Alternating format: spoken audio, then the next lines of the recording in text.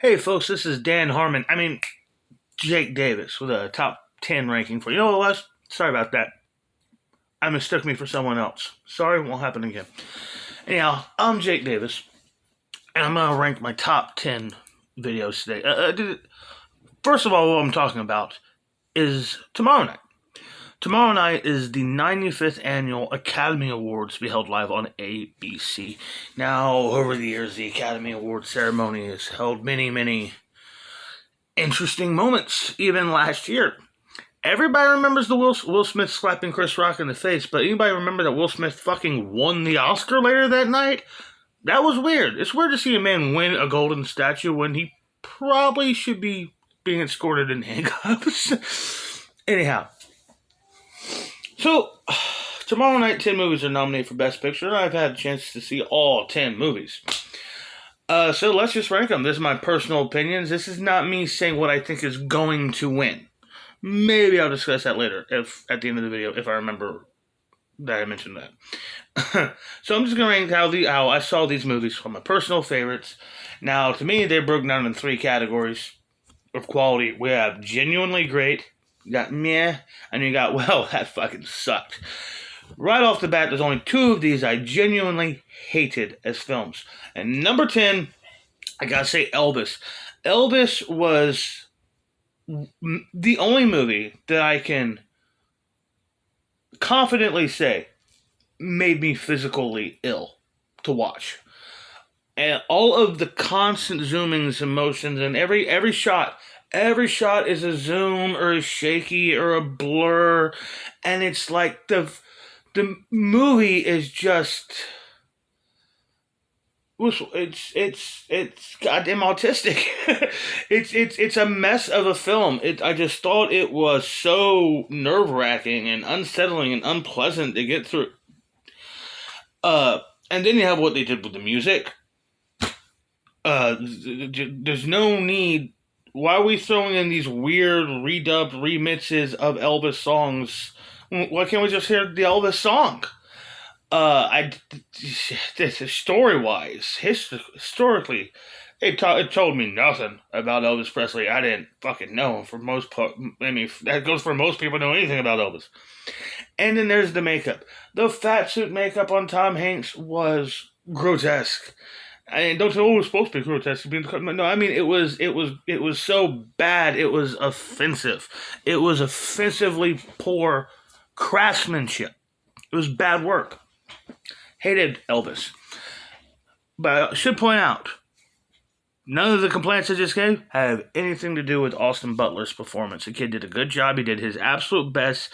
Busted his ass to make that movie work. And if he wins the Oscar, that won't be the worst thing. Academy loves to give it to people playing real people anyway. It's almost like their way to actually, they can like symbolically give it to the person and not so much for the actor for their work. I mean, the person they played. They've done that. You can make the argument that's really what they were doing when they gave it to Freddie Mercury and Ray Charles and the one that just happened a few years ago. I can't remember now. Oh, Freddie Mercury. Did I say Freddie Mercury? Fuck it. Anyhow, moving on. Number 9. I would say Triangle of Sadness. Another dog shit film. And how is this nominated for Best Picture? This film was absurd. Me and my wife both watched it. We watched it together. And we were just bored. First, there's the absolutely grotesque 20-minute long sequence of all the rich people and all the people on the ship sliding around in their own vomit and shit.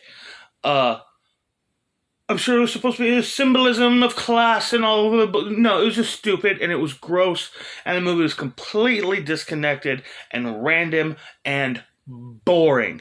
And worst of all, for a film that's supposed to be a comedy, it was not funny at all. In fact, it wasn't until it got nominated for a Golden Globe that I even realized it was supposed to be a fucking comedy. That movie sucked. Fuck Triangle of Sadness. Moving on, number 8. This is where we get to them, yeah. The next 4 movies I talk about aren't bad movies. I just don't like them. Number 8 is Women Talking. Women Talking was an interesting concept for a motion picture that I felt that worked so much better as a concept. Sometimes it just works. A concept is just better for a play. You know what I mean? Like, say, Equus. I don't give a shit about ever seeing the Equus movie because it seems like the whole gimmick of what makes a story work is how the fuck are they going to do this on a stage? I feel a lot of that was the same problem here. And I also felt like the handling of the dialogue and the script and the story and, like I said, the setting, while on stage, I'm sure is very compelling and gripping. It felt like a crutch and a handcuff for our script, our cast. The rest of the crew is busting ass here, and photography, costumes, art direction, they're going all out for you. But other than that, I totally would understand what somebody would enjoy, even like women talking. It's not a bad movie. Number 7 is Tar. Now, Tar to me, ultimately, when it comes down to, I've talked a lot about long movies. I love a good long movie.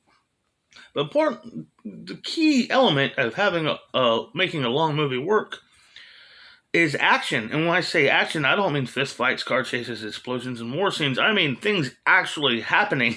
Actions, people moving from one room to another, having conversations I give a shit about, and the story eventually, obviously escalating as the running time goes on. I thought there just was not enough going on in the film Tar to justify its, I believe, 2 hour and 40 minute runtime, if not a little longer than that. It was long. That being said, the movie is worth recommending for Cate Blanchett's performance. Cate Blanchett is, after this performance, it really made me take a second and sit back and go, she might be the best. She might be the single best female, the greatest leading lady, the greatest female movie star Hollywood has ever seen. And then I started thinking about, where does she rank up with the boys? I mean, because honestly, for me personally, she's up there with Peter O'Toole. She's up there with Jack Nicholson. She's up there with De Niro and March. Cate Blanchett is special. Her consistency, her talent, her craft, her presence, her elusiveness, her luridness. She's a fascinating woman, a magnificent actress, and a once-in-a-lifetime movie star. We're fortunate we've lived during the era of Cate Blanchett. Hell, I remember her breakout performance. I'm old enough to remember when she became a star with Elizabeth, which I believe was only her second fucking movie. Number 6. I'm going to say 5 and 6 were a bit of a toss-up for me, back and forth, because they're similar in concepts of what they represent, but not in all of what kind of film they are. Number 6 is Top Gun Maverick. Maverick was a film I never asked for, didn't give a shit about, but I'm so proud of it. And here's why. It's not a movie, like I said, I didn't like it. I didn't like the movie. I didn't like it at all. But what it represents, going back to more human grounded, less politically based, less CGI, fantastical, quippy, Marvel shit. I love the MCU movies. Not everything needs to be Marvel. The Mummy did not need to be a Marvel style movie. This movie, it was just great to see something like this make so much money, actually give you hope in Hollywood being able to pull it back from the brink, especially after the lockdowns and shit. The lockdowns, look, man, Hollywood was already in a problem of distancing themselves from their own audience, and then COVID hit. As I said then, I don't think Hollywood will ever be able to recover, and we still don't know if they really ever will. But Top Gun Maverick was great to see that there was hope, and it was nice to see a movie star with the caliber and the legacy of someone like Tom Cruise at this stage, 40 years into his stardom, has never been more relevant, popular, or bankable.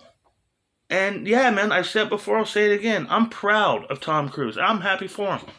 Number 5, Avatar: The Way of Water. I still stand by Avatar is too motherfucking long. The audacity of making a 200-minute long movie that basically just ends with "come back for part 3." Fuck you for doing that. I also think the visual effects and the story overall in general is far inferior than the first movie. That's saying a lot with story. I mean, the first one was basically the Smurfs meets Dancing with Wolves. But Avatar, with its big fantastical elements and its big imagination and all the wild, crazy special effects, it really just beats out Top Gun 2, because Avatar 2 is a movie I'm most likely to watch again. So now number 4, we get to the actually, genuinely great films of the year, nominated for Best Picture. Number 4 is All Quiet on the Western Front. Really a no-brainer, in my opinion. You take one of the most influential and powerful novels of all time, that was then, war novels at least, which was then adapted into the first genuine masterpiece of the talkie era in cinema, and then you remake that with modern technology, modern film violence, and with the actual tongue of the language, the tongue of the place it takes place in. Yeah, I mean, the only way to fuck this up was to be a fucking hack. And it's great. It's masterful. It's brilliant. It is just as goddamn great as it sounds it should be, and as people are saying it is. And that's all I got to say about it. Except for if it wasn't directly released on Netflix, just like last year's Power of the Dog, the idea of seeing that movie and this movie not on a big screen, not even having that option in the States, was criminal. It's criminal. Sorry, it just was. If this wasn't a Netflix exclusive film, if this would have gotten a theatrical run in the States, in my opinion, it'd be a strong contender for number 1. But it's not, so it's bumped. These are my rules. Fuck you. I have standards. Oscars don't. Number 3, I'm going to say The Fabelmans. The Fabelmans, I was hesitant about saying this. It's interesting, a movie about Spielberg's life, inspired loosely by his life and his childhood, and his love for movies. It really was just a love letter to movies. And I knew it could have potential to be great, but Spielberg wasn't known for writing or really doing pseudo-biographical style films, and really he shines in adventure and fantasy and fun movies. And I really thought this was felt like Spielberg stepping out of his comfort zone, where I was like, well, I don't know if it's gonna work, but fuck, I want to see this. And I was not disappointed. I thought it was excellent. I thought Paul Dano was phenomenal. Michelle Williams did a terrific job. Judd Hirsch is nominated for his one scene. But really made this movie great were the kids. All of those kids were just so fucking good in this movie. And the climactic scene, not just when he goes to meet John Ford, but the scene in the hallway where they grow up just in a conversation, was beautiful. It was beautiful. It felt like old film character shit. It's a great movie. It's absolutely a great movie. Number 2, The Banshees of Inisherin. Well, if you watch my top 5 videos of ranking the bad, now I've talked a lot already about the top 2. Banshees of Inisherin is a great movie. A wild, dark comedy about cruel, drunk, stupid men. And if you haven't seen it, see it. Carrie Condon is terrific in it. Barry Keogh is terrific in it. Colin Farrell and Brendan Gleeson just once again are great together. Me and my wife were I was going around this house for fucking weeks quoting that fucking thing after it was going, I'm not putting me don't get outside when I'm sad. I'm not going to do it. Number 1, best movie of the year, the film I'm 100% rooting for, is Everything Everywhere All at Once. It's a brilliant, imaginative, emotional, touching, heartwarming, funny, exciting, outrageous motion picture that can truly only be experienced. That's my list. And yeah, fuck it, I'll tell you. Now, if I was voting, if I was on the Academy, I got to put in my votes. Everything Everywhere All at Once I'd vote for it to win every category it is in. Jamie Lee Curtis would be my supporting actress pick, except for any categories he might be up against the Batman.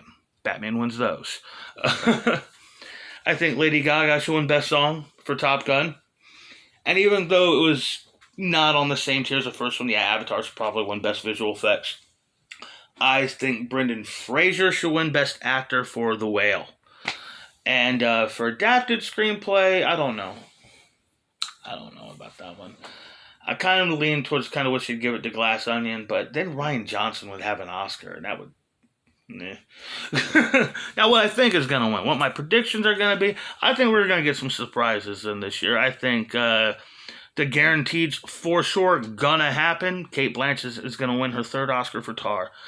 Ke Huy Quan, Jonathan Hewan, fucking Short Round is his name, sir.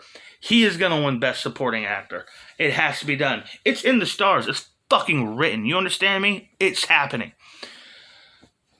Best Actor is a toss-up. It's going to be Austin Butler for Elvis, or it's going to be Brendan Fraser for The Whale. Man, I'm really rooting for Brendan Fraser. I really hope they give it to him. I'm predicting right now Brendan Fraser is going to win, but also it's possible he might get some weird shit that happens, like they split and they end up giving it to Bill Nye for Living. That can happen. For Best Supporting Actress, it almost seems like it's just a sympathy vote to give it to Angela Bassett, but I'm going to predict that there's a real surprise here, and they give Best Supporting Actress to Carrie Condon for The Banshees of Inisherin. And for Best Picture and Director, I've come across a couple articles talking about how it's definitely going to go to Everything Everywhere All at Once. And I just want to remind you that the Academy are not cool. These are not cool, hip, in the now people. These are people who just really, this is all pageantry to pat themselves on the back, talk about how much they love themselves and their work, and hopefully you people all watch. Now, hey, I have nothing against that, because I usually enjoy watching shows, look at all the beautiful, pretty, dressed up movie stars, watch them movie clips, and get nostalgic for an art form I have true love for. But for Best Picture, I'm going to go ahead and say The Fabelmans. It's going to win Best Picture. It's going to win Best Director. And just because they drug him out of retirement and nominated him for his, 80th fucking time, I predict they're going to give Best Original Score to John Williams. Those are my predictions. And also, what's going to win my prediction for Best Songs is probably Gaga. I think she got a good chance of winning another one. They seem to really like nominating her now, don't they? Anyhow, hope y'all enjoyed this long-ass video. Actually, tune into my next video. Watch ABC's Oscars if you want. Who's even hosting this year? Is there never mind. Jimmy Kimmel's hosting. I'll check out who wins online after the show. You know what I mean? I'm Jake Davis. I'll catch you on the fly. Did I push the button?